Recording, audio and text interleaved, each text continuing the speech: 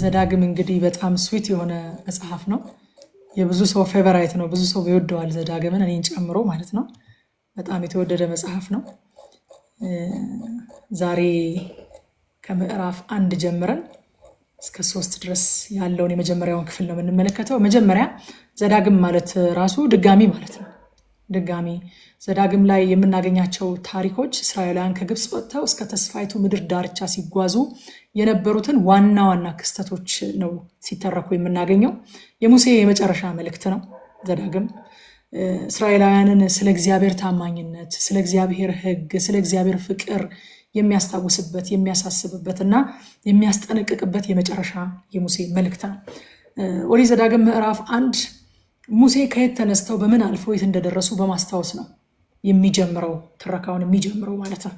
ቁጥር 6 ላይ አምላካችን እግዚአብሔር ይላል ከኮሬብ እንዲህ ብሎ ተናገረ፣ በዚህ ተራራ የተቀመጣችሁበት በቃ አላቸው ይላል። የመጡበትን መንገድ ያስታውሳቸውና ከዛ በዚህ ተራራ የተቀመጣችሁበት በቃ ይላል። አያችሁ፣ ወደፊት በትክክል ለመሄድ ወደኋላ የመጡበትን ማስታወስ ነበረባቸው። ትላንትና ነው ከዛ በፊት ስንል ነበር አይደለ? የትላንትናችንን መርሳት የወደፊት መንገዳችንን ራሱ አፌክት ያደርጋል እያልን ነበርና እግዚአብሔር በሙሴ በኩል እስራኤላውያን ትላንትናቸውን እንዲያስታውሱ እያደረጋቸው ነበረ። እንዴት አድርጎ እዚህ እንዳደረሳቸው፣ በየት አሳልፎ እዚህ ጋር እንዳደረሳቸው እንዲያውቁ ይፈልጋል። ምክንያቱም ቀጣዩን ነገር ለማድረግ የተዘጋጀ ልብ እንዲኖራቸው ማለት ነው። አያቸው፣ የእግዚአብሔር ሐሳብ ለሕዝቡ መዞር አይደለም። እንደው በቃ ይሄ መገለጥ ሆኖ በጌታ በኢየሱስ ክርስቶስ ስም ያገኛል። የእግዚአብሔር ሐሳብ ለእያንዳንዳችን መዞር አይደለም።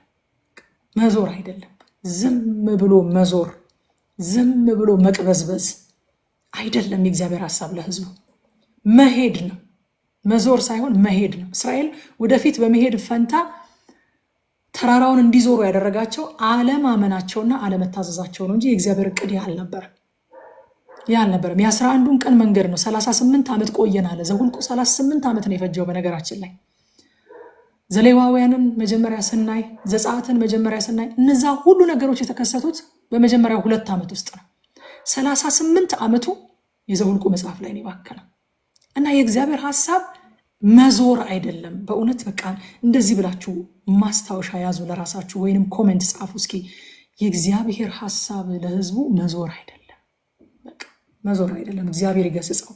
ዝም ብሎ የሚያዞር መንፈስ፣ ሰይጣን ራሱ ዘዋሪ ስለሆነ ዝም ብሎ ያዞራል ቅዱሳንን። በቃ ወደፊት እንዳይሄዱ፣ ውርሳቸውን ርስታቸውን እንዳይቀበሉ፣ እግዚአብሔር ያየላቸው ስፍራ እግዚአብሔር ባየላቸው ጊዜ እንዳይደርሱ ዝም ብሎ የሚያዞር መንፈስ አለ። የሚውጣውን ፈልጎ እንደሚያገሳ አንበሳ ዙሪያውን ይዞራል አይደለም የሚለው? እሱ ራሱ ዘዋሪ እኮ ነው፣ ዙረታም ነው እሱ ራሱ። እና ሰውንም ምን ያደርጋል? ዝም ብሎ ያዞራል።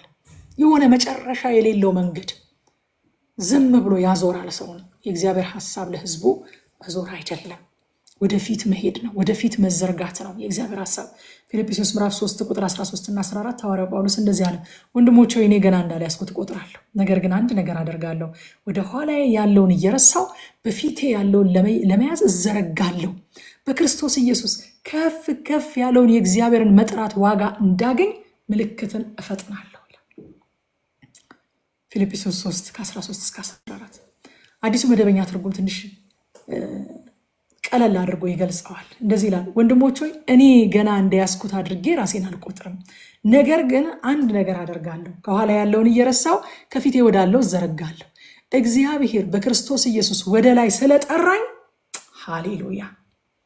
ወደ ላይ የተጠራ ሰው ታች አይቀርም። እናንተ ወደ ላይ ስለጠራኝ ሽልማትን ለመቀዳጀት ወደ ግቡ እፈጥናለሁኛል። ኢየሱስ ክርስቶስ ጌታ ነው። ወደ ላይ ተጠርቻለሁኛል። በኢየሱስ ክርስቶስ በኩል ወደ ላይ ስለጠራኝ እግዚአብሔር፣ እኔ ደግሞ ሽልማትን ለመቀዳጀት ወደ ግቡ እፈጥናለሁ። ይህን ተራራ አልዞርም። ያለማመንን ተራራ አልዞርም። ያለመታዘዝን ተራራ አልዞርም። የስንፍናን ተራራ አልዞርም። ይልቁንም እፈጥናለሁኝ ለመቀዳጀት፣ ግቡን ለመቀዳጀት፣ ሽልማትን ለመቀዳጀት ወደ ግቡ እፈጥናለሁኝ። ለምን? ጥሬ ወደ ላይ ነው። ሃሌሉያ። ጥሬ ሰማያዊ ነው። ጥሬ ወደ ላይ ነው። ስለዚህ በምድር ላይ አልሽከረከርም፣ አልቅበዘበዝም። ኢየሱስ ክርስቶስ ጌታ ነው። ጥሪያችን ታላቅ ነው። ኤፌሶን ላይ ሐዋርያው ጳውሎስ በጣም በቃ አይኖቻችሁ እንዲከፈቱ ጸልያለሁኝ ብሎ እንደው በቃ መናፍስትን እንድንለይ ነው ሐዋርያው ጳውሎስ። ለምንድን ነው አይኖቻችን እንዲከፈቱ የፈለገው? ምን እንድናይ ነው? መላእክትን እንድናይ ነው? ምን እንድናይ ነው አይኖቻችን እንዲከፈቱ የፈለገው? የመጥራቱ ተስፋ ምን እንዲሆን እንድታውቁ። ሃሌሉያ። የመጥራቱ ተስፋ ከሶስቱ ነገሮች አይኖቻችሁ ሲከፈት ይሆናሉ ከሚለን ከሶስቱ ነገሮች አንዱ የመጥራቱ ተስፋ ምን እንዲሆን ኤፌሶን ምዕራፍ 1 ቁጥር 17 ጀምሮ እናገኘዋለን። የመጥራቱ ተስፋ the hope of his calling በምን አይነት ተስፋ እንደተጠራን እንድናውቅ። ሃሌሉያ። በምን አይነት ተስፋ እንደተጠራ የገባው ሰው ተራራውን አይዞርም ዝም ብሎ። ያለመታዘዝን ተራራ፣ ያለማመንን ተራራ፣ የስንፍናን የቸልተኝነትን ተራራ አይዞርም። ወደፊት ይሄዳል። የኋላውን እየጣለ የፊቱን ለመያዝ ይዘረጋል። በኢየሱስ ክርስቶስ እግዚአብሔር ወደ ላይ ጠርቶናል። ሃሌሉያ። ወደ ላይ ተጠርተናል። ወደ ላይ ለመቅበዝበዝ ለመሽከርከር አይደለም የተጠራ ነው። ለመቦዘን ለመባዘን አይደለም የተጠራ ነው። ወደ ላይ ተጠርተናል። ወደ ላይ የተጠራ ሰውስ ምን ያደርጋል? ሽልማት ለመቀዳጀት ወደ ግቡ እፈጥናለሁኛል። ሃሌሉያ ሃሌሉያ። እፈጥናለሁኛል። እዛ ፊልጵስዩስ ይህንን ካልን ቁጥር 9 እስከ 18 ድረስ ያለውን ሐሳብ ጠቅለል አድርገን ስናየው፣ ክፍሉን ቅድም ስላነበብነው ደግሜ ያላነበው ጠቅለል አድርገን ስናየው ሙሴ ለምንና እንዴት ከመካከላቸው መሪዎችን እንደመረጠላቸው ደግሞ ያስታውሳቸዋል። መጀመሪያ እግዚአብሔር ከየት እንዳወጣቸውና ወዴት እየወሰዳቸው እንዳለ እንዴት አድርጎ እዚህ እንዳደረሳቸው ይነግራቸውና ከዛ ደግሞ እንዴት አድርጎ መሪዎችን ከመካከላቸው እንደመረጠላቸው ደግሞ ይነግራቸዋል። እግዚአብሔር አለ በታላቁ እጅግን በሚያስፈራ ምድረ በዳ ይላል። ከኮሬብ ተጓዘን ብሎ አምላካችን እግዚአብሔር እንዳዘዘን በታላቁ እጅግን በሚያስፈራ በዚያ ባያችሁት ምድረ በዳ በኩል በተራራማው በአሞራውያን መንገድ ሄድን፣ ወደ ቃዴስ በርኔ መጣን ይላል። በታላቁ እጅግ በሚያስፈራ ምድረ በዳ ሁሉ በኩል እየመራን ወደ አሞራውያን መንገድ ሄድን፣ ወደ ቃዴስ በርኔም መጣን ይላል። እግዚአብሔር በለመለመ መስክ ብቻ አይደለም እንደሚመራው፣ በታላቁ እጅግ በሚያስፈራ ምድረ በዳ በኩል ህዝቡን ሊመራ ይችላል እንዴ? እግዚአብሔር እንደዚህ አይነት ነገር አለ እንዴ? በለመለመ መስክ ብቻ መስሎኝ የሚመራው፣ በሚመች መንገድ ብቻ መስሎኝ የሚመራው። ሙሴ ግን አለ በኮሬብ ተጓዝን፣ አምላካችን እግዚአብሔር እንዳዘዘን አለ። ታዘን ነው በዛ በኩል ይሄድ ነው። ተሳስተን አይደለም በዛ በኩል ይሄድ ነው። እድለ ጠማማ ስለሆንን አይደለም በዛ በኩል ይሄድ ነው። እግዚአብሔር ስለማይወደን ስላልባረከን አይደለም በዛ በኩል ይሄድ ነው። ወዶንማ ከግብፅ ባርነት ነፃ አውጥቶ አምጥቶናል። ከዛ ግን ደግሞ አዘዘን በታላቁ እጅግ በሚያስፈራ በዛ ባያችሁት ምድረ በዳ በኩል እንድንሄድ አዘዘን እግዚአብሔር አለ። አዘዘን። ህዝቡን በዚህ በኩል ሊመራ ይችላል ለካ እግዚአብሔር።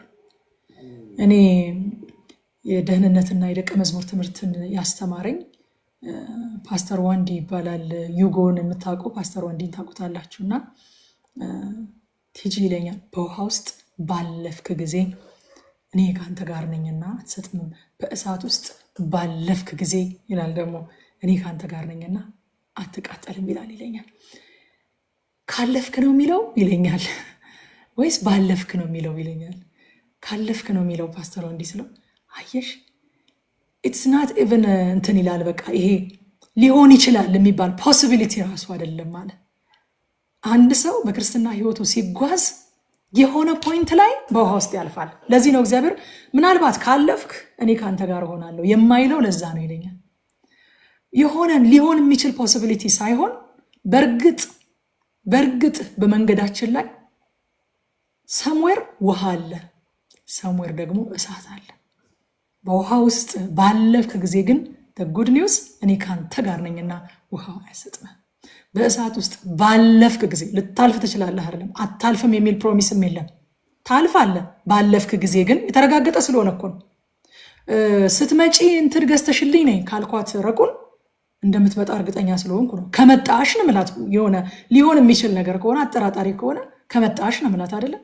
ባለፍክ ጊዜ አለ እግዚአብሔር the good news ስናልፍ እግዚአብሔር ከኛ ጋር መሆኑ አንድ። ሌላው good news ደግሞ ማለፊያ እንጂ መኖሪያ አለመሆኑ። ውሃ ውስጥ አይኖርም፣ አይዟችሁ። ውሃ ውስጥ ያላችሁ ሰዎች አይዟችሁ፣ መንገድ ነው ውሃው። ያልፋል። የማያልፍ ይመስላል ግን ያልፋል። አንዱ መልካም ነገር ከዚህ ነገር ውስጥ የምነግራችሁ መንገድ ነው፣ ያልፋል። ባለፍክ ጊዜ የሚል ቃል አለ። ውሃ ውስጥ የሚለው ላይ ምስታክ ማድረግ የለብንም። ያልፋል ባለፍክ ጊዜ። እሳት ውስጥም አይኖርም። ጌታ እሳት ውስጥ ልንኖር አልጠራንም። በእሳት ውስጥ ግን እናልፋለን። የሆነ ጊዜ ላይ በእሳት ውስጥ እናልፋለን። እኛ ከማንም የተለየን አይደለንም እና ሐዋርያው ጳውሎስ መሰጠታቸው፣ ቅድስናቸው፣ በእግዚአብሔር መወደዳቸው፣ እግዚአብሔርን ማገልገላቸው፣ የእግዚአብሔርን ፍቃድ በሕይወታቸው መፈጸማቸው አንሶ አይደለም እኮ በዛ ሁሉ እሳት ውስጥ ያለፉት፣ በዛ ሁሉ መከራ ውስጥ ያለፉት። መንገዱ እሳትም ስላለው ነው። መንገዱ ውሃም ስላለው ነው። መንገዱ ላይ ያለው ነገር ማናችንንም አይመርጥም። የኔ የተለየ ሊሆን ይችላል፣ ግን እሳት አለ ሰምዌር፣ ግን ውሃ አለ ሰምዌር። እግዚአብሔር በየት በኩል መራን አለ ሙሴ። በጣም አስደነቀኝ እያነበብኩት። በታላቁ እጅግን በሚያስፈራ ግን ለደቂቃ ጥሏቸዋል እንዴ? አልጣላቸውም እኮ አይደለ? ድንኳኑን በመካከላቸው አድርጎ በዛ በረሃ ከነሱ ጋር በመካከላቸው ነበረ። ሃሌሉያ! ማስፈራቱን ከፊታቸው እያደረገ ሞገሱን ከፊታቸው አስቀድሞ እየላከ፣ ቅድም እንዳነበብነው ደግሞ የምታርፍበትን ቦታ ይፈልግልህ ዘንድ ይላል። ወደ ሆነ ቦታ ስትሄዱ አስቀድማችሁ ሰላይ እንደምትልኩ ማለት ነው። ከፊትህ ቀን ቀን በደመና ማታ ማታ በእሳት አምድ ይሄድ የነበረው አለ የምታርፍበትን የምትሰፍርበትን ስፍራ ይፈልግልህ ዘንድ ይመርጥልህ ዘንድ ከፊትህ ቀድሞ ይሄድ ነበረ ይላል። ኦ ሃሌሉያ! ክብር ለእግዚአብሔር ይሁን። ወደማያውቁት መንደር ሲገቡ፣ ወደማያውቁት ሀገር ሲገቡ ከፊት ለፊታቸው ቀድሞ የሚሰፍሩበትን ስፍራ ያዘጋጅላቸው ነበር። ምድረ በዳው ታላቅ ቢሆንም፣ እጅግ የሚያስፈራ ቢሆንም፣ እጅግ የሚያስጨንቅ ቢሆንም እግዚአብሔር ግን ከነሱ ጋር ነበረ። ባለፍክ ጊዜ ደግሞም አለፉት። የሚታለፍ ነው፣ የሚኖርበት አይደለም። እግዚአብሔር እዛ ምድረ በዳ ላይ ሊኖሩ አይደለም ህዝቡን ያወጣው፣ ወደ ተስፋይቱ ምድር ሊወስድ ነው። መንገዱ ግን ውሃ አለው፣ እሳት አለው፣ ታላቅ ምድረ በዳ አለው፣ የሚያስፈራ ቦታ አለው፣ ሸለቆ አለው፣ ተራራ አለው። የመንገዱ ጸባይ ነው። የመንገዱ ጸባይ ነው። ከዚህ ወደ ሐዋሳ እኔ ብዙ ጊዜ እመላለሳለሁ። ቤተሰቦች ሐዋሳ ስለሆኑ ከዚህ በጣም እመላለሳለሁ እና መንገዱ ላይ ያለው ፒስታ፣ መንገዱ ላይ አንዳንድ የተቆፋፈሩ ቦታዎች ምንም ናቲንግ ኢዝ ፐርሰናል። እኔን ለመጉዳት የተቀመጡ አይደሉም። እኔን ለማድከም የተቀመጡ አይደሉም። እነዛ ፒስታ መንገዶች ያጋጠሙኝ መንግስት እኔ ስለማይወደኝ አይደለም። የመንገዱ ጸባይ ነው። አበበም ሄደ፣ ተሾመም ሄደ፣ ትዕግስትም ሄደች። የመንገዱ ጸባይ ነው በቃ። ስለዚህ የመንገዱ ጸባይ ነው። አንተ የተለየህ የተረገምክ ሰው ስለሆንክ አይደለም። አንቺ የተለየሽ እግዚአብሔር የማይወድሽ ሴት ስለሆንሽ አይደለም። የመንገዱ ጸባይ ነው። ግን መንገድ ነው። ጉድ ኒውስ እዛ ፒስታ ላይ አድሬ አላውቅም። እዛ የተቆፋፈረ መንገድ ላይ ልኖር አይደለም የሚሄደው፣ እየሄድኩ ነው። ስለዚህ እታገሰዋለሁኝ፣ ፒስታውን እታገሰዋለሁኝ። እንደው በቃ ብስጭጭጭት ብዬ እንትን አልልም። በቃ እንደው እስከሞት ድረስ እበሳጫለሁኝ እንዳለ ዮሴፍ። እስከሞት ድረስ አልበሳጭም። መንገዱን እያየሁት የተቆፋፈረውን እያየሁኝ እስከሞት ድረስ አልበሳጭም። እታገሳለሁ። እቤት ስደርስ ያለውን እያሰብኩ እታገሳለሁኝ። ከምወዳት እናቴ ጋር እንዴት እንደምስቅ እንዴት እንደምጫወት ከቤተሰቦቼ ጋር የማሳልፈውን ጊዜ እያሰብኩኝ እታገሳለሁ መንገዱን። አያችሁ፣ ጽዮንን እያሰብን እንታገሰዋለን እንጂ የመንገዱ ጸባይ ከፍ ያለ ነው፣ ዝቅ ያለ ነው። እሳት አለው፣ ውሃ አለው። መንገድ ላይ አንዳንድ አስቸጋሪ ሰዎች ይኖራሉ። አዎ ይኖራሉ። ናቲንግ ኢዝ ፐርሰናል። እኔ ስለማይወዱኝ አይደለም፣ መንግስት እኔ ስለማይወደኝ አይደለም እነዛ ሁሉ ነገሮች የሚያጋጥሙት። ከኔ ጋር የሚያያዝ አይደለም፣ መንገዱ ነው በቃ። ማንም በዛ ጋር የሚያልፍ ሰው ፌስ ያደርገዋል ያንን። እኔን የገጠመኝ እናንተን ላይ ገጥማችሁ ይችላል፣ ግን የመንገዱ ጸባይ። ጌታ ይባረክ። በሚመች መንገድ አይደለም የመራቸው። ሉቃስ ወንጌል ምዕራፍ 10 ላይ ጌታ ኢየሱስ ክርስቶስ እንደዚህ ያለ፣ ሂዱ እነሆ እንደ በጎች በተኩላዎች መካከል እልካችኋለሁ። መንገዱ እንዴት ይገርማል እናንተ! በግን በተኩላ መካከል መላክ ምን ይሉታል? እንዲመቸው ነው? ሴትል እንዲያደርግ ነው? እንዲረጋጋ ነው? ሃሌሉያ እንዲል ነው? ምን እንዲያደርግ ነው? በግ በተኩላዎች መካከል የሚላከው ምን እንዲያደርግ ነው? እኔ እስከ ዓለም ፍጻሜ አብራችሁ ነኝ አለ። ሃሌሉያ። እናንተ ከተኩላ ይልቅ ብልህ ስለሆናችሁ ሳይሆን ፐርሲስት የምታደርጉት፣ እናንተ ከተኩላ ይልቅ ጉልበተኛ ስለሆናችሁ ሳይሆን እስከ ፍጻሜ ድረስ የምትሄዱት፣ እስከ ዓለም ፍጻሜ ድረስ እኔ ከእናንተ ጋር ነው። በግ ሆናችሁ በተኩላ መካከል ስትመላለሱ እኔ አብሬያችሁ ስለሆንኩኝ የሚጎዳችሁ ነገር አይኖርም ይላል። አያችሁ ወዳጆቼ፣ መዳረሻችንን ሰውተን መንገዳችንን እንዳናመቻች እግዚአብሔር ጸጋ ያብዛል። መንገድ እንዲመች ተብሎ ዴስቲኒ አይሰዋም። ዴስቲኒ አይሰዋም። ዋናው ዴስቲኒ ነው። ዋናው መዳረሻ ነው። ባይ ዘ ኤክስፔንስ ኦፍ አወር ዴስቲኒ የመንገዳችንን ምቾት አናስተካክልም። መንገዱ እንዴትም ይሁን ሊያስጨንቀን የሚገባው ለዘላለም የምንኖርበት ዴስቲኒያችን። ቁጥር 22 ላይ እንደዚህ ይላቸዋል፣ እናንተ ሁላችሁ ወደ እኔ ቀርባችሁ ምድሪቱን እንዲጎበኙልን እና እንወጣበት ዘንድ የሚገባንን መንገዱንና ምንገባባቸውን የእነዚያን ከተሞች ወሬ ተመልሰው እንዲነግሩን በፊታችን ሰዎችን እንስደድ አላችሁኝ ይላል። አይገርማችሁም? ዘዳግም ድጋሚም ቢሆን ግን ደግሞ ሌላ ፐርስፔክቲቭ ይሰጠናል። ያላየናቸውን ዛሬ ከረቁ ጋር ቀረጻ ነበረን፣ የቲቶ መጽሐፍ ቀረጻ ነበረን እና እያወራን ነበረ ከሄርሜም ጋር ሌላ ፐርስፔክቲቭ ሰጠን እዚህ ጋር። አይገርማችሁም? ክፍሉን ሄደን ስናነበው እኮ ዘኍልቍ 13 ላይ እግዚአብሔር ሙሴን እንዲህ ብሎ ተናገረው ይላል ከቁጥር 1 እስከ 2 ድረስ። ለእስራኤል ልጆች የምሰጣትን የከናንን ምድር ይሰልሉ ዘንድ ሰዎችን ላክ፣ ከአባቶች ነገድ ሁሉ እያንዳንዱ በመካከላቸው አለቃ የሆነ አንድ ሰው ትልካለህ አለኝ ይላል። ዘኍልቍ ላይ እግዚአብሔር ሲያዝ ነው የምናየው። ዘዳግም ላይ ስንመጣ ለካ መጀመሪያ ሀሳቡን ያመጡት ራሳቸው ናቸው። እግዚአብሔር እንዲደረግ ፈቀደ እንጂ ኢኒሺዬሽኑን አልወሰደም። ለካ ሰላይ እንዲላክላቸው የጠየቁት ሙሴ ጋር መጥተው እነሱ ናቸው።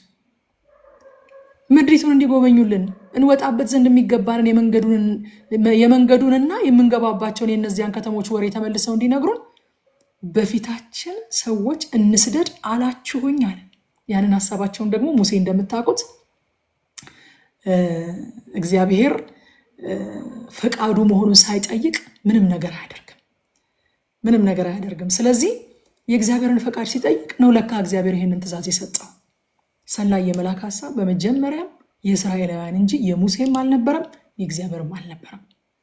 እግዚአብሔር ግን ፈቀደላቸው ማለት ነው። አያችሁ፣ አሁን ብዙ ጊዜ መጽሐፍ ቅዱሳችን እግዚአብሔር አደረገ የሚላቸው ነገሮች በቀጥታ እግዚአብሔር አድርጓቸው ላይሆን ይችላል። እግዚአብሔር ሲያደርግ ብቻ ሳይሆን ሲፈቅድም አደረገ ተብሎ ነው መጽሐፍ ቅዱሳችን ላይ የሚጻፍልን።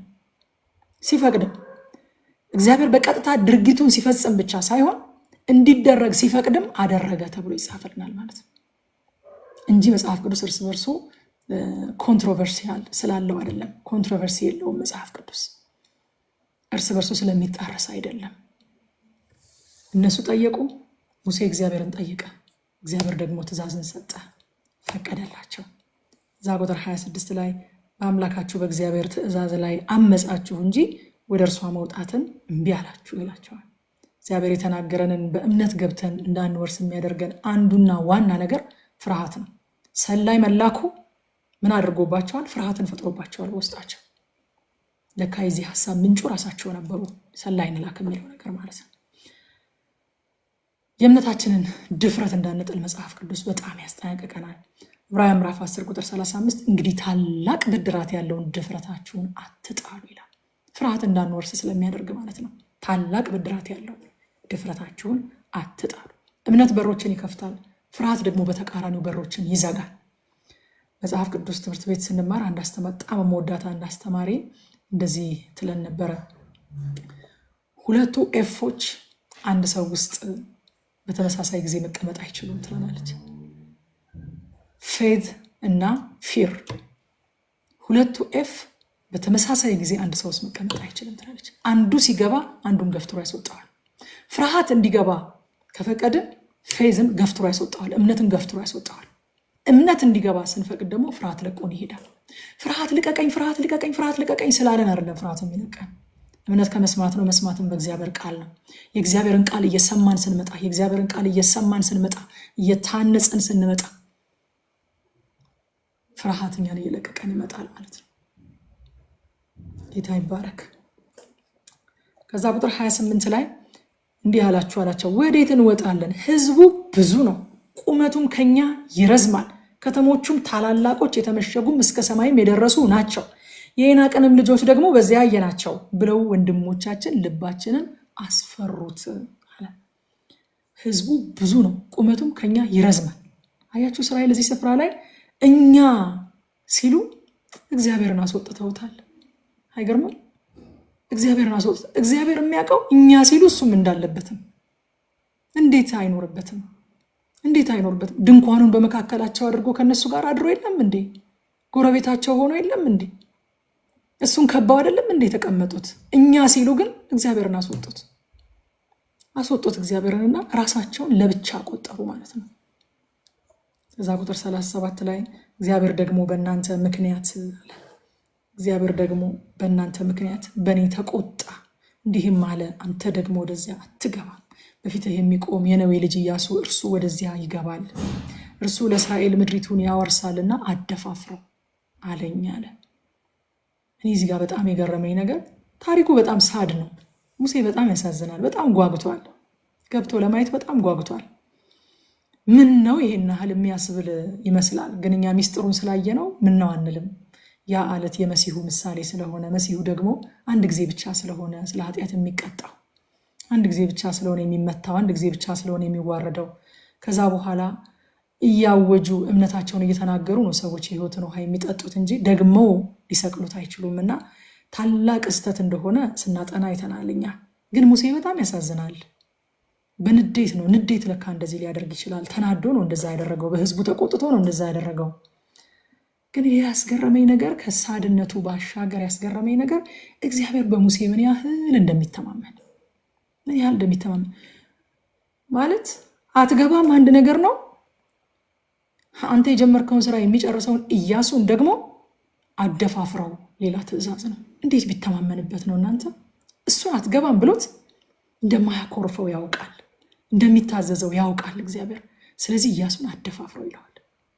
እግዚአብሔር እንደዚህ የሚተማመንብን ያድርገን በእውነት።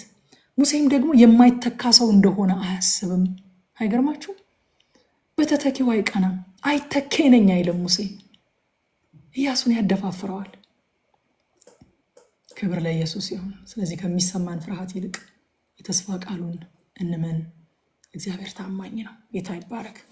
ወደ ምዕራፍ 2 ሲሄድ ምዕራፍ 1 ለምን እንዳቆየኝ አላቅም። ምዕራፍ 2 ላይ ስንሄድ የእግዚአብሔር ጊዜ በእግዚአብሔር ምሪት ውስጥ እጅግ ወሳኝ ነገር እንደሆነ እናያለን። ቁጥር 1 ላይ እግዚአብሔር እንዳለኝ ተመልሰን ይላል። በእግዚአብሔር ጊዜ ማለት ነው። እግዚአብሔር እንዳለኝ ተመልሰን በኤርትራ ባህር መንገድ ወደ ምድረ በዳ ሄድን፣ የሴርንም ተራራ ብዙ ቀን ዞርን ይላል ሙሴ። እስራኤል ምድረ በዳውን ለብዙ ዓመታት የዞሩት እንግዲህ እግዚአብሔር ስለሰጣቸው ሳይሆን እየጣላቸው ስለሆነ ሳይሆን አሳልፎ እየሰጣቸው ስለሆነ ሳይሆን እንዲያድጉ እየሰራቸው እየቀረጻቸው ስለነበረ ነው፣ እያዘጋጃቸው ስለነበረ ነው። ምድረ በዳውን ብዙ ዓመታት የዞሩት ከዛ ሁሉ አለመታዘዝ ጋር ከዛ ሁሉ አለማመን ጋር አልነበረም ወደ ተስፋይቱ ምድር እንዲገቡ የሚፈልገው። እግዚአብሔር ጠርተው እንዲገቡ ነበር የሚፈልገው አይደለ? ይጠራል፣ ያጠራል፣ ይቆጥራል፣ ያወርሳል ብለን የለም? ጠራቸው፣ አጠራቸው፣ ቆጠራቸው፣ ከዛ ደግሞ አወረሳቸው። እግዚአብሔር ይባረክ። ስለዚህ አንዳንድ ጊዜ እግዚአብሔር የተስፋ ቃሉን ከመፈጸሙ በፊት በእምነትና በመታዘዝ እንድናድግ መዘግየትን ይመርጣል። በእኛም ህይወት መዘግየትን ይመርጣል። እግዚአብሔር የተናገረን ትልልቅ ነገር ሆኖ ሳለ ትከሻችን ያንን ለመሸከም ካልሰፋ እግዚአብሔር እጅግ የሚራራ አምላክ ስለሆነ ስላጣ ሳይሆን መስጠት ስለማይችል ሳይሆን የተስፋ ቃሉን ሽሮ ሳይሆን እጅግ የሚራራ አምላክ ስለሆነ እንዳንጠፋ ወዶ አንዳንድ ጊዜ የተስፋ ቃሉን ያዘገያል። እግዚአብሔር ለልጆቻችን እኮ መስጠት የምንችለውን ሁሉ አንሰጣቸውም አይደለም? ማስተዳደር የሚችሉትን፣ አንደርስታንድ ማድረግ የሚችሉትን፣ በአቅማቸው ነው ለክተን የምንሰጣቸው። መስጠት ስለቻልን ሁሉን ነገር ከሰጠናቸው እኛ ትክክለኛ ፓረንት አይደለንም። ደግሞ እውነተኛ ወላጅ፣ ትክክለኛ ወላጅ እንደዛ አያደርግም። ልጁን ገደል የሚያስገባውን ነገር ማድረግ ስለቻለ ያደርጋል። አንዳንድ ጊዜ ፉሊሽ የሆኑ ወላጆች እንደዛ ያደርጋሉ። ማድረግ ስለቻሉ መስጠት ስለቻሉ ብቻ ልጆቻቸው ላይ በቃ ያፈሱባቸዋል። ልጆች መሸከም የማይችሉትን ነገር ማለት ነው። እግዚአብሔር እንደዛ አይነት አባት አይደለም። ትከሻችን እስኪሰፋ ይጠብቃል። አቅማችን እስኪጎለብት ይጠብቃል። ወደ መታዘዝ ወደ እምነት እስክንመጣ ድረስ ይጠብቃል። እና አንዳንድ ጊዜ መዘግየቶች የሚያዘገይ መንፈስ ብቻ አይደለም የሚያዘገያቸው፣ ራሱ እግዚአብሔር እንድንዘገይ ሊፈቅድ ይችላል። እዛ ጋር ካልደረስንስ። ገላትያ ምዕራፍ 4 ላይ በጣም ጥሩ ምሳሌ ያለ አይደል? ምንም እንኳን የሁሉ ወራሽ ቢሆን ልጁ ሕፃን ባለበት ጊዜ ሁሉ ምንድን ነው ይላል? ከሞግዚቶችና ከባሮች እጅ በታች ነው ይላል። አያችሁ፣ ወራሽ እኮ ነው፣ የሁሉ ወራሽ እኮ ነው፣ ግን ከሞግዚቶች እጅ በታች ነው። ነገር ግን ከሕፃንነት ወደ ሙሉ ልጅነት ሲሻገር ደግሞ እነዛን ሞግዚቶችና እነዛን ባሮች ያስተዳድራቸዋል። ትክክለኛ ቦታው ያ ስለሆነ ማለት ነው። እና እግዚአብሔር አንዳንዴ መዘግየትን ይፈቅዳል። የእግዚአብሔርን ጊዜ ማመን በጉዟችን ውስጥ የምንማረው ነገር ነው። በመንገድ የሚገጥሙንን ነገሮች ሁሉ እግዚአብሔር ተስፋውን ለመውረስ እንድንበቃለት ለማዘጋጀት ይጠቀምባቸዋል። ይህንን ልናምን ያስፈልጋል። ሃሌሉያ። ምሳሌ ምዕራፍ 3 ቁጥር 6 ላይ በመንገድህ ሁሉ እርሱን ወቅ፣ እርሱም ጎዳናህን ያቀናልሃል ይላል። ጎዳናችንን ያቀናልናል። ያዕቆብ ደግሞ በምዕራፍ 5 ቁጥር 8 ላይ እናንተ ደግሞ ታገሱ፣ ልባችሁንም አጽኑ፣ የጌታ መምጣት ቀርቧልና ይላል። የጌታ መምጣት ቀርቧልና። ትዕግስት የእምነት መገለጫ ነው። ስንታገስ እንደው እስኪቻል ልላርገው ጥርሴን ነክሼ እያለን አይደለም። ስንታገስ በመረዳት በእምነት እግዚአብሔር እየሰራኝ ነው፣ እግዚአብሔር መንገዴን እየሰራ ነው፣ እግዚአብሔር ትከሻዬን እያሰፋ ነው፣ እግዚአብሔር መሸከም የምችልበት አቅም እየሰራልኝ ነው። ይሄ ነው ትክክለኛ የክርስቲያን ፖስቸር መሆን ያለበት በምንጠብቅበት ጊዜ ይሄ ነው። ምዕራፍ 2 ላይ ቁጥር 4 እስከ 9 እንዲሁም ቁጥር 19 በጣም የሚገርም አንድ ሀሳብ ይናገራል። በተደጋጋሚ ማለት ነው። ለሌሎች ህዝቦች ለነ ኤዶሚያስ የሰጣቸውን ድንበር እግዚአብሔር እየጠቀሰ የሌሎችን ስጦታ የሌሎችን ድንበር እንዲያከብሩ ያስጠነቅቃቸዋል። እናንተ አያችሁ፣ እግዚአብሔር ለአንዱ የሰጠውን ቀምቶ ለሌላ የሚሰጥ አምላክ አይደለም። ለካ እኔ ደስ ስለው የህዊን ቅምት አድርጎ ለእኔ የሚሰጠኝ አምላክ አይደለም። ወይኗ ደስ ስታሰኘው የረቁን ቅምት አድርጎ ለወይኗ የሚሰጥ አምላክ አይደለም። ኢንፋክት ስለ ጸጋ ስጦታው፣ ስለ ቸርነቱ፣ ስለ ምህረቱ የማይጸጸት አምላክ ነው። እና እኔ የሰጠኋቸውን ለመውሰድ ብትሞክሩ እኔ ከእናንተ ጋር ስለማልወጣ ትሸነፋላችሁ፣ ያሳድዷችኋል ይላቸዋል። የሌሎችን ስጦታ የሌሎችን ድንበር እንዲያከብሩ ያስጠነቀቃቸዋል። አንድ አማኝ ወገኖቼ እግዚአብሔር ለሌሎች የሰጠውን ስጦታ የሚያከብር መሆን ይጠበቅበታል። ጌታ ይባረክ። ለሌሎች እግዚአብሔር የሰጠውን ስጦታ የምናከብር መሆን ይጠበቅብናል። እንደ አማኝ ሁሉም ስፍራ የኛ አይደለም። ሁሉንም ሰልፍ እንድንዋጋ አልተጠራንም። ባልተጠራንበት ነገር ባልተሰጠን ነገር አቅማችንን አንጨርስ። እግዚአብሔር ከኛ ጋር አይቆምም። ያልሰጠንን ነገር ለማውረስ በምናደርገው ጉዞ እግዚአብሔር ከፊታችንም አይወጣም፣ ከኛ ጋርም አይደለም፣ አይሰራም። እግዚአብሔር የሰውን ቀምቶ ለሌላው አይሰጥም። ዛሬ አይን ከማውጣታችን የተነሳ ሰው ካርታ ሰርቶ በስሙ የያዘውን ቦታ ወረስኩት የምንልበት ሌቭል ላይ ደርሰናል። እግዚአብሔር ያንዱን ቀምቶ ለአንዱ አይሰጥም። ኧረ የሰውን ባልወረስኩኝ ይባላል አሉ። እንደው ሰሞኑን ደግሞ የሰማሁት ነገር። እግዚአብሔር ምሕረት ያብዛልን። ገላትያ ምዕራፍ 6 ቁጥር 4 ላይ ነገር ግን እያንዳንዱ የገዛ ራሱን ስራ ይፈትን ይላል። ከዚያም በኋላ ስለሌላው ሰው ያልሆነ ስለ ራሱ ብቻ የሚመካበት ነገር ያገኛል ይላል። እግዚአብሔር በሰጠን ስጦታ መርካትና የሌሎችን ስጦታ ማክበር መንፈሳዊ ብስለት ነው። የተሰጠንን አውቀን መርካት፣ ደግሞ ለሌሎች የሰጠውን ስጦታ ማክበር። ሃሌሉያ። ይሄ መንፈሳዊ ብስለት ነው።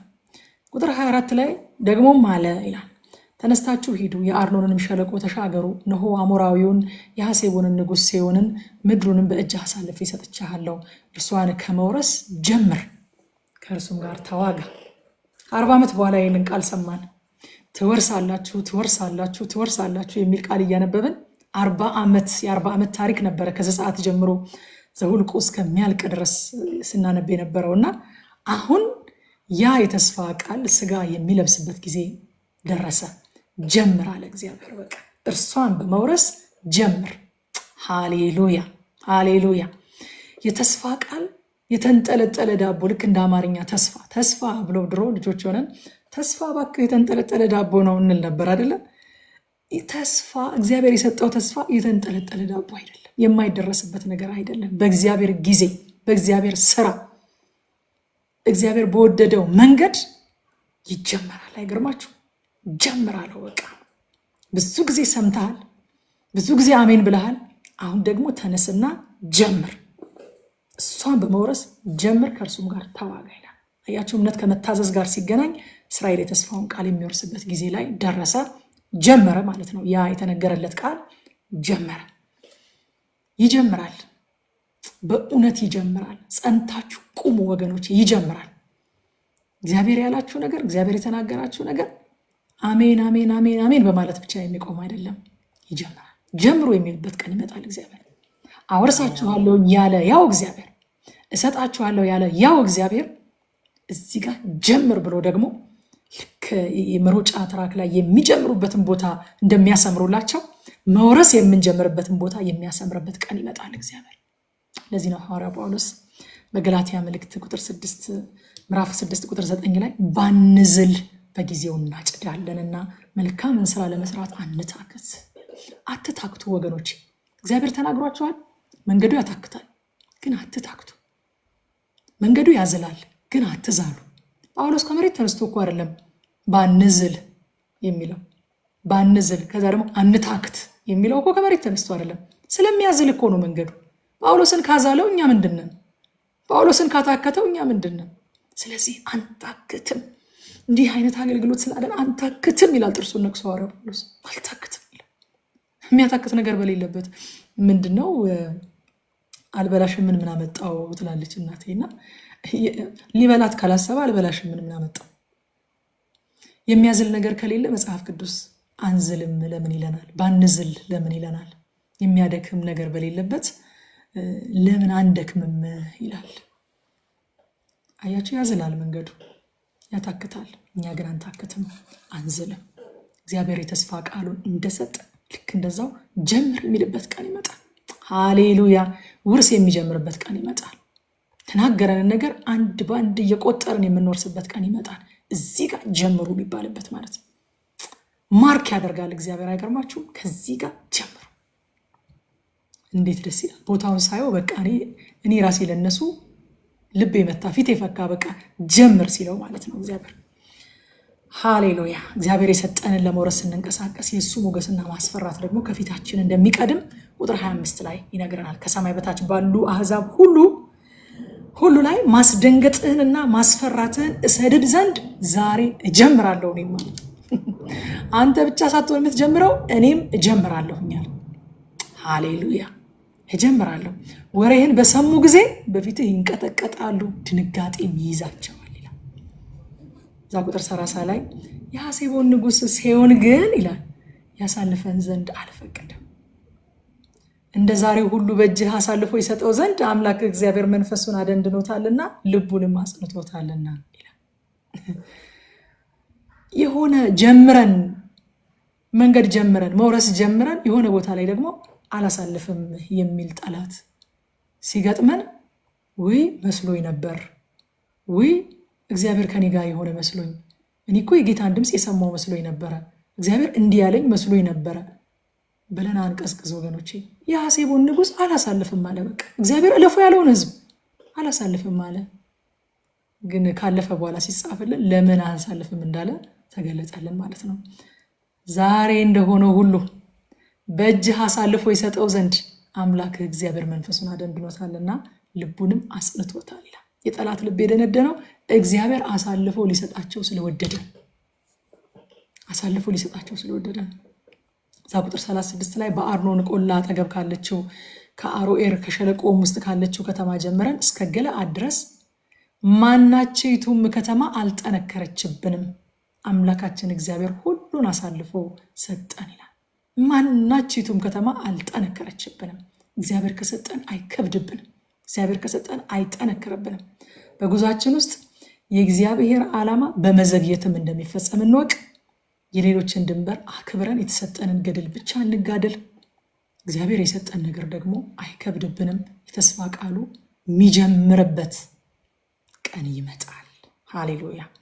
ምዕራፍ 3 ላይ ደግሞ ስገባ እግዚአብሔር በባሳን ንጉስ በአግ ላይ የሰጣቸውን ድል በመተረክ ነው የሚጀምረው ሙሴ።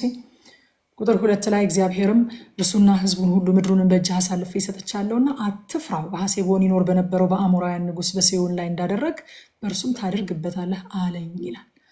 አግ እጅግ ጠንካራና ታላቅ ንጉስ ቢሆንም ወገኖች በእግዚአብሔር ላይ ግን ሊጠነክር አይችልም።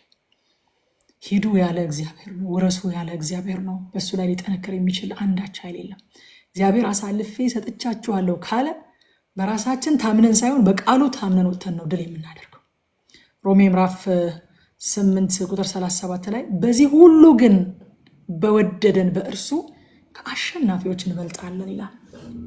አያችሁ፣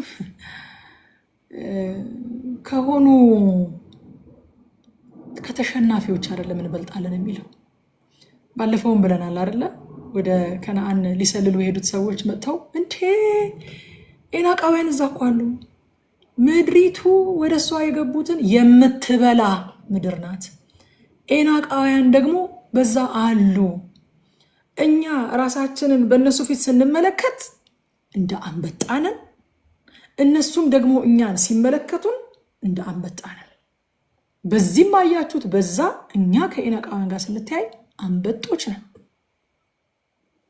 ብለው ነው የመጡት። የዛን ጊዜ ምን ብለን ነበረ? እግዚአብሔር የሆነ አቅም ከሌላቸው ካልተደራጁ የሆነ በቃ ምስኪን ከሆኑ ሰዎች ጋር እየወሰደ እነሱን ድል እየነሳ አይደለም የሚያሳልፈን። እንደውም አምላክነቱ እንዲገለጥ ከፈርዖን እኮ ነው የጀመረው። ፈርዖንን የሚያክል እኮ በጊዜው አልነበረም። እምነት እንዲሆንላቸው እኮ ነው ከፈርዖን የጀመረው። ከዛ በቀይ ባህር ቀጠለ። ከአሸናፊዎች ነው የምንበልጠው። ይኸውላችሁ ከተሸናፊዎች ሳይሆን ከአሸናፊዎች እንበልጣለን። እምነት የጠላትን ትልቅነት አይክድም። ሐዋርያ ጳውሎስ አሸናፊዎች ኮንከረርስ እንዳሉ አይክድም።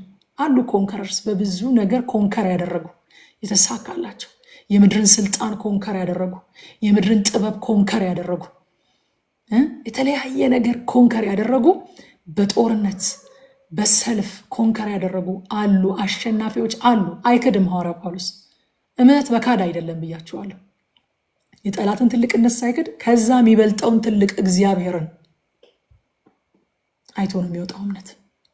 ከዛ የሚበልጥ ትልቅ ከኛ ጋር ስላለ ግን ከአሸናፊዎች እንበልጣለን። አሸናፊዎች እኮ ናቸው።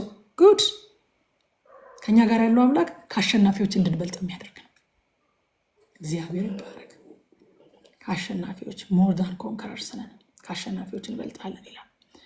ከቁጥር 12 እስከ 17 ላይ ደግሞ ለሮቤል ለጋድና ለምናሴ ግማሽ ነገድ የሚወርሷትን ምድር እንደሰጣቸው ይናገርና ስጦታው ግን ከሪስፖንሲቢሊቲ ጋር ከኃላፊነት ጋር እንደመጣ ይነግራቸዋል።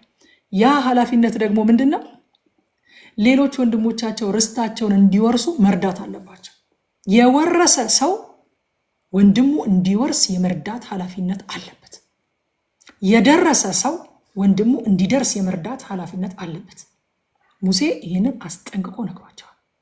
ወንድሞቻችሁ እንዲወርሱ ካደረጋችሁ በኋላ ወደ ርስታችሁ ስትመለሱ ከአማልኳችሁ መሐላ ነፃ ናችሁ። ወንድሞቻችሁ እንዲወርሱ ደግሞ ካላደረጋችኋቸው እንዳትመለሱ ወደ ርስታችሁ። ስጦታው የመጣው ከሪስፖንሲቢሊቲ ጋር ነው። ውርሱ የመጣው ከሪስፖንሲቢሊቲ ጋር ነው። እግዚአብሔር ስጦታውን ሲሰጠን የራሳችንን ምቾት ብቻ እንድንጠብቅበት አይደለም የሚሰጠን፣ ሌሎችም ስጦታቸውን እንዲቀበሉ እንድንረዳቸው ከኃላፊነት ጋር ይሰጠናል ማለት ነው። ከኃላፊነት ጋር ኤፌሶን ምዕራፍ 4 በጣም የምናውቀው የእግዚአብሔር ቃል ክፍል ከቁጥር 11 እስከ 13 እንደዚህ ይላል። እርሱም አንዳንዶቹ ሐዋርያት፣ ሌሎቹም ነቢያት፣ ሌሎቹም የወንጌል ሰባኪዎች፣ ሌሎቹም እረኞች፣ አስተማሪዎች እንዲሆኑ ሰጠ ይልና ሁላችን የእግዚአብሔር ልጅ በማመንና በማወቅ ወደሚገኝ አንድነት ሙሉ ሰውም ወደ መሆን የክርስቶስ ሙላቱ ወደሚሆን ወደ ሙላቱ ልክ እስክንደርስ ድረስ ቅዱሳን አገልግሎትን ለመስራትና ለክርስቶስ አካል ሕንፃ ፍጹማን የሆኑ ዘንድ ነው ይህ ስጦታ የተሰጠው ማለት ነው። ሐዋርያት የተሰጡት፣ ነቢያት የተሰጡት፣ ወንጌል ሰባኪዎች የተሰጡት፣ እረኞች፣ አስተማሪዎች የተሰጡት ቅዱሳን አገልግሎትን ለመስራትና ለክርስቶስ አካል ሕንፃ ፍጹማን የሆኑ ዘንድ ነው። እስክንደርስ ድረስ እንዲያገለግሉን ነው የተሰጡት። ስለዚህ ስጦታው የራሳችንን ምቾት መጠበቂያ አይደለም፣ ቅዱሳንን የምናዘጋጅበት እስኪደርሱ ድረስ የምናዘጋጅበት ነው። ገላትያ ምዕራፍ 5 ቁጥር 13 ደግሞ ወንድሞቼ ይላል እናንተ ለአርነት ተጠርታችኋልና ብቻ አርነታችሁ ለስጋ ምክንያትን አይስጥ፣ ነገር ግን በፍቅር እርስ በርሳችሁ እንደ ባሪያዎች ሁኑ። ከኃጢአት ነፃ የፍቅር ግን ባሪያ። ሃሌሉያ! እናንተ አሁን ከኃጢአት ነፃ ናችሁ፣ አርነት ወጥታችኋል። ግን በፍቅር ደግሞ እርስ በርሳችሁ እንደ ባሪያዎች ሁኑ፣ አንዳችሁ ሌላችሁን አገልግሉ ብሎ ሐዋርያው ጳውሎስ ይነግራቸዋል ማለት ነው። አያችሁ ወገኖች፣ የኛ ድል ለሌሎች የብርታት ምንጭ ሊሆን ይገባል። ሌሎችን እንቁልልጭ ብለን የምናስቀናበትና ሌሎች እግዚአብሔር እንደማይወዳቸው እንዲሰማቸው የምናደርግበት፣ አንገታቸውን እንዲደፉ የምናደርግበት ሳይሆን የኛ ድል የሌሎች የብርታት ምንጭ፣ እኛ ከወጣን በኋላ ሌሎች እንዲወጡ መርዳት ኃላፊነታችን ነው። እኛ ካወቀን ሌሎች እንዲያውቁ ማድረግ ኃላፊነታችን ነው። እኛ ከገባን ሌሎች እስኪገባቸው ድረስ መታገስ፣ እንደ ባሪያ ማገልገል ሌሎችን ኃላፊነታችን ነው። ከደረስን የሚጠበቅብን ማድረስ ነው። ከወረስን የሚጠበቅብን ማውረስ ነው እንጂ እንቁልልጭ ማለት አይደለም። የሚጠበቅብን ማስቀናት አይደለም የሚጠበቅብን። ዛሬ ምስክርነቶቻችን እኮ ለእግዚአብሔር ክብር ለሰዎች ጥቅም መሆናቸው ቀርቶ መፎካከሪያ ናቸው። እኔንም እግዚአብሔር ይወደኛል፣ እኔንም እግዚአብሔር ይሰማኛል፣ የኔንም ጸሎት እግዚአብሔር ይመልሳል፣ እግዚአብሔር በእኔም ደስ ብሎታል የሚለውን ነገር ለማሳየት እንቁልልጭ ለማለት አንዳንድ ጊዜ በጎንም በአቋራጭ መንገድም ሄደን ያመጣናቸውን ነገሮች በእግዚአብሔር ሕዝብ ፊት ይዘን ቆመን ጌታ ያደረገልኝ እያለን እንመሰክራለን። ከዛ በኋላ እግዚአብሔርን በታማኝነት እየተከተለ ጌታን በፍጹም ልቡ በሙሉ ልቡ እየወደደ እያገለገለ ያለ አንድ ወንድም ኮስችን ማድረግ ይጀምራል። ጌታ ሆይ ይላል። በቃ ብርታት አይሆንለትም። በነገራችን ላይ ሞቲቭ ክፉ ሲሆን ብርታት አይሆንለትም። ለሚሰማን ሰው አይታነጽበትም። ቁጭ ብሎ ጌታ ሆይ እኔ ግን ምን በድዬህ ነው? እኔ ግን ምን አድርጌ ነው? ህይወታቸውን ያውቀዋል፣ አካሄዳቸውን ያውቀዋል። እና እነሱ ሰዎች ሲጎበኙ እሱ ግራ ይገባዋል። እኔ ምን አድርጌ ነው ይላል። ድላችን ሰዎች እኔ ምን አድርጌ ነው እንዲሉ የሚያደርግ መሆን የለበትም። ይልቁንም እነሱንም ወደ ድል የሚያመጣ፣ እነሱንም ወደ ውርሳቸው የሚያደርስ፣ ወደ በረከታቸው የሚያደርስ የሚደግፍ መሆን አለበት፣ የሚያበረታ መሆን አለበት። እውነተኛ ምስክርነት ያንጻል፣ ያበረታል፣ ልብ ይደግፋል እንጂ ሰዎች እንዲያጉረመርሙ አያደርግም። እየተፎካከርን ግን የማይሆን ነገር እያመጣን ሰዎች እንዲከፋቸው እንዲያጉረመርሙ እናደርጋለን። እግዚአብሔር ምሕረት ያብዛልን። እዛ ቁጥር 24 ላይ ቁጥር 24 እስከ 25 ጌታ እግዚአብሔር ሆይ ይላል፣ ታላቅነትህ የጸናችው እጅህ ለእኔ ለባሪያህ ማሳየት ጀምረሃል። በሰማይና በምድር እንደ ሥራህ እንደ ኃይልህ የሚሰራ ዘንድ የሚችል አምላክ ማን ነው? እኔ ልሻገር በዮርዳኖስ ማዶ ያለችውን መልካሚቱን ምድር ያንንም መልካሙንም ተራራማውንም ሀገር ሊባኖስንም ልይ ብሎ ጠየቀው እግዚአብሔርን። አያችሁ፣ ሙሴ ወደ ተስፋይቱ ምድር ለመግባት ለመነ እግዚአብሔርን፣ ደግሞ ለመነ እግዚአብሔርን። ነገር ግን ለእግዚአብሔር ፈቃድ ደግሞ ታዘዘ። ምን ያስተምረናል ካላችሁኝ፣ ስንጸልይ ሁል ጊዜ ይሁንታን ላናገኝ እንችላለን። ለእግዚአብሔር ሉዓላዊነት የሚገዛ ልብ ሊኖረን ያስፈልጋል። አይሆንም ምንም ለመቀበል የተዘጋጀ ልብ ሊኖረን ያስፈልጋል። ወንዶች ልጆች ያሏችሁ ታውቃላችሁና በቃ ሁሉ ነገር እሺ እንድትሏቸው ይፈልጋሉና you have to learn to take no as an answer እለዋለሁ እኔ ልጄ። ኖ የሚለውን እንደ መልስ መውሰድ መማር አለብህ እለዋለሁ። ጥያቄን ማቅረብ ጥሩ ነው። የስ የምለው አለ። ልክ እንደዛው ሁሉ ደግሞ ስለጠየቅ ሁሉ ነገር አይደረግም። ኖ የምለው ነገር እንዳለ ደግሞ ማወቅ አለብህ። ይህንን ደግሞ የማደርገው ለጥቅምህ ነው። መማር አለብህ። ኖ መባል መማር አለብህ። አዘርዋይስ በሄድክበት ሁሉ እሺ እንደምትባል ነው የምታስበው እለዋለሁ። አንዳንድ ጊዜ እኮ ኖ ሳይባሉ ያደጉ ልጆች እንደሆኑ ታውቃላችሁ። በየመስሪያ ቤቱ፣ በየቤተ ክርስቲያኑ፣ በየአገልግሎት ዲፓርትመንቱ መንጋውን የሚያውኩት፣ ሰራተኛውን የሚያውኩት፣ ትምህርት ቤቱን የሚያውኩት በቤታቸው ኖ መባል ያለመዱ ልጆች። ያልከው ሁሉ ይኸው፣ ያልከው ሁሉ ትክክል ነው፣ ያልከውን ሁሉ እሺ እስከቻልኩ ድረስ አቅሜ እስከፈቀደ ድረስ ተብለው ያደጉ ልጆች ነገ አንዲት እህትን ለጋብቻ ጠይቀው ኖ ሲባሉ መቀበል አይችሉም። ራሴን ካላጠፋው ይላሉ፣ ካልገደልኳት ይላሉ፣ በአካል አደረኩኝ ይላሉ፣ ህይወቷን ሚዝረብል ካላደረኩት ይላሉ። ኖ የሚባል ነገር ሰምተው አያውቅማ ከልጅነቱ ጀምሮ። እግዚአብሔር እንደዛ እንድንሆን አይፈልግም። እንደዛ እንድንሆን አይፈልግም። ኖ የሚለውን መልስ የምንቀበል አድርጎ ሊያሳድገን ነው የሚፈልገው። እውነተኛ አባት ስለሆነ ጨዋ ልጆች እንዲኖሩ ስለሚፈልግ ኖ ተባለ። ሙሴ ታዘዘ። ጸሎታችን እንዴት ነው ወገኖቼ? እንዴት ነው ጸሎታችን? ያልተመለሱ ጸሎቶቻችን የሰባበሩን ለምን ይሆን? ለምን ይሆን ድቅቅ ያደረጉን ያልተመለሱ ጸሎቶቻችን? ይሁንታን ብቻ ስለምንጠብቅ ይሆን? አንድ ሰው ኢንተርቪው ሳደርገው አንድ የተወደደ አገልጋይ ምን አለ? እግዚአብሔር የኛ ጉዳይ አስፈጻሚ አይደለም አለ። የኛ ጉዳይ አስፈጻሚ አይደለም እግዚአብሔር። ያልነውን ሁሉ እሺ ሚለን የቀጠርነው ጉዳይ አስፈጻሚያችን ነው እንጂ እግዚአብሔር አይደለም። እግዚአብሔር በሉዓላዊነቱ ኖ ሊለን ይችላል። ስለማይጠቅመን ኖ ሊለን ይችላል። ስለማያስፈልገን ኖ ሊለን ይችላል። ስለሚያጠፋን ኖ ሊለን ይችላል በተለያየ ምክንያት። ስለዚህ ይሁንታን ብቻ ሳይሆን ኖ መባልን ጠብቆ የሚጸልይ የእግዚአብሔር ሉዓላዊነትን የሚያከብር በእግዚአብሔር መልካምነት ደግሞ የሚታመን ኖ ሲለኝም እግዚአብሔር መልካም ነው፣ ኖ ሲለኝም እግዚአብሔር ትክክል ነው የሚል የተዘጋጀ ልብ ያስፈልገናል። ይህንን የማልቀበልበት ባለፈው ረቂቅ ስትናገር ነበርና ይህንን ልቤ የማያስተናግድበት አንድ ሲዝን ነበረ እና በዛ ሲዝን ላይ አንድ ያልጠበቅኩት ነገር ተፈጠረ። ጸለይኩኝ፣ እግዚአብሔር አልመለሰም። መሆን ያልነበረበት ነገር ነው። በመሆኑ አላመንኩም፣ አልተቀበልኩም። ረቂቅም ታውቃለች፣ እዚህ ውስጥ የሚያውቁኝ ሁሉ ያውቃሉ።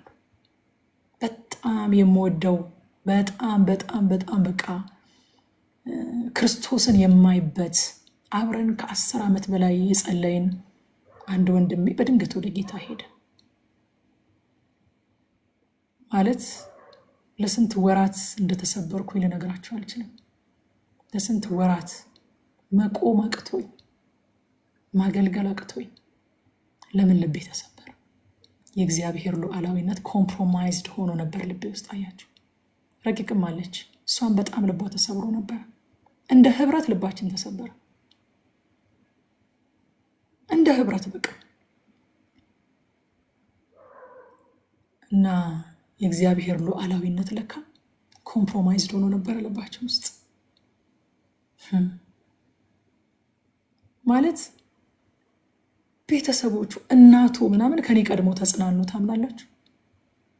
ከኔ ይልቅ የእግዚአብሔርን ሉዓላዊነት ለመቀበል ሰፊ ልብ ነበራቸው። የሚያውቁት ሁሉ ያውቁታል ያንን ወንድሜንና በጣም የተጎዳሁት፣ በጣም የተሰበርኩት። ለምንድን ነው የተጎዳ ነው ይሆን ወገኖቼ? ለምንድን ነው የተሰበር ነው? አዎ ወደዋለሁኝ ያንን ወንድም እጅግ በጣም ወደዋለሁኝ። ብዙ ነገር ያሰብነው፣ ለማገልገል ያቀድነው፣ የተነጋገርነው ነገር ነበረ። ነገሩ የሆነው በድንገት ነው። እንደ ሰው ማዘን ያለ ነው። ግን እኔ በጣም ልቤ ቆሰለ። ፊዚካሊ ልቤን እስኪያመኝ ድረስ እኔ ቆሰለው ልቤ እና ልቤን አሞኝ ሐኪም ቤት ሄጄ ሐኪሙ ምን አለኝ? በቅርብ ጊዜ በጣም አዝነሽ ነበረ ብሎ ጠየቀኝ። የእግዚአብሔር ሉዓላዊነት በልቤ ውስጥ ኮምፕሮማይዝድ ሆኖ ነበረ። አመቻምቼ ነበረ። እግዚአብሔር የጸለይኩትን ሁሉ መመለስ ያለበት አምላክ እንደሆነ ቆጥሬ ነበረ ማለት ነው።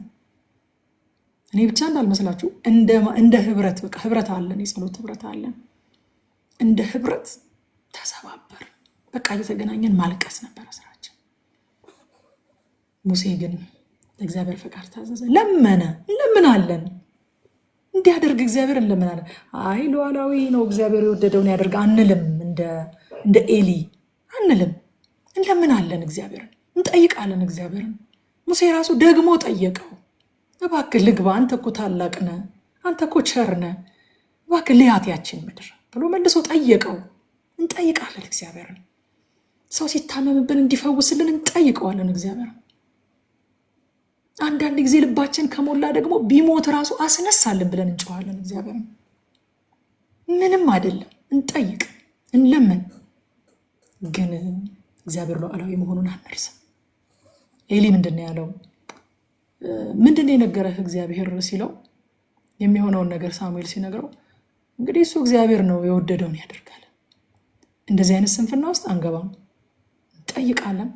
ከዛ በኋላ ግን የሚሰጠንን መልስ በጸጋ እንቀበላለን። ሃሌሉያ። ስለዚህ ሙሴ አትገባም ሲባል ይሻለ። ለምን እንደሆነ ታውቃላችሁ? አትገባም የተባለው ወደ ምድራዊቷ የተስፋ ሀገር እንጂ ከሰማያዊ ተስፋ ግን አልጎደለም። ከሰማያዊ ተስፋ ከዘላለሙ እንደማይጎደል ያውቃል ሙሴ፣ ያውቃል። በመለወጥ ተራራ ላይ በክብር ተገልጦ ከጌታ ከኢየሱስ ክርስቶስ ጋር አይተነዋል። አሳየኝ ያለውን ያንን ክብር ፊት ለፊት ሲያሳየው በመለወጥ ተራራ ላይ አይተናል። ማቴዎስ ወንጌል ምዕራፍ 17፣ ሉቃስ ወንጌል ምዕራፍ 22 ቁጥር 42 ላይ ደግሞ ታላቁ መሪያችን፣ ታላቁ ምሳሌያችን፣ የእምነታችን መሪ፣ የእምነታችን ጀማሪ ሊቀ ካህናችን ምን አደረገ? በዚህ ጉዳይ ምን አደረገ? ብትፈቅድ አለ በጌቴሰማኒ፣ ብትፈቅድ ይህችን ጽዋ ከኔ ውሰድ፣ ነገር ግን የኔ ፈቃድ አይሁን ያንተ እንጂ እያለ ይጸልይ ነበረ ይላል።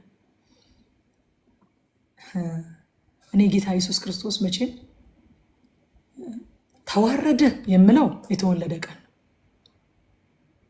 በቃ ሰው የሆነ ቀን፣ ፊልጵስዩስ 2 እንደሚናገረው ሰው የሆነ ቀን፣ እንደው በጥፊ የተመታም ቀን አይደለም፣ ምራቅ የተተፋበትም ቀን አይደለም፣ የተሰቀለም ቀን አይደለም። የተዋረደው የተወለደ ቀን፣ የማይገደበው የተገደበ ቀን፣ የማይወሰነው የተወሰነ ቀን። በቃ አባቶቻችን በሚገርም ቋንቋ ይገልጹታል። በአጭር ቁመት በጠባብ ደረት የተወሰነ ቀን። ትልቁ ውርደት የዛን ጊዜ ነው። ትልቁ ጭንቀት ደግሞ ለእኔ ከመስቀል በላይ ጌቴሰማኒ ነው። ጌቴሰማኒ ትግል ነበረበት። በፈቃዴ ነው ነፍሴን ማኖራት ብሏል። አለመፍቀድ ይችል ነበረ። ትግል ነበረበት ጌቴሰማኒ ላይ። ኃጢአትን አየው፣ የዓለምን ኃጢአት የማያውቀው ንጹሑ የእግዚአብሔር ልጅ ኃጢአትን አየው። እሱ ላይ ሊፈረድበት ያለውን ኃጢአት አየው። ከእግዚአብሔር መለየት ምን ማለት እንደሆነ አየው። በምድር ላይ ሲመላለስ መንገዱን የሚያቀልለት የነበረው ነገር አብ ከኔ ጋራ ነው የሚለው ነበረ። አብ ሊለየው እንደሆነ፣ አብ ሊተወው እንደሆነ በመስቀል ላይ አባት ሆይ ስለምን ተውከኝ ሊተወው እንደሆነ አየ መስቀል ላይ። ከዛ በኋላ ግን አንድ የጀግና ጸሎት ጸለየ። ብትፈቅድ አለ። ሃሌሉያ። ብትፈቅድ ይህችን ጽዋ ከኔ ውሰድ፣ ነገር ግን የኔ ፈቃድ አይሁን የአንተ እንጂ እያለ ይጸልይ ጀመረ። ይጸልይ ነበረ። እግዚአብሔር ከለከለን ማለት ለዘላለም ጣለን ማለት አይደለም። ዘላለማችን አስተማማኝ ነው። ክልከላው ግን የጊዜው ነው። ስለዚህ ወዳጆቼ ምዕራፍ 3ን ስናስብ የትኛውም ትልቅ ነገር ከእግዚአብሔር አይተልቅም። ምዕራፍ 3ን ስናስብ ስጦታችንን ሌሎችን ለማብቃት እንጠቀምበት። ምዕራፍ 3ን ስናስብ ስንጸልይ ለእግዚአብሔር ሉዓላዊነት ስፍራ ይኖረን እላችኋለሁኝ። ጌታ ኢየሱስ ዘመናችሁን ይባርከው።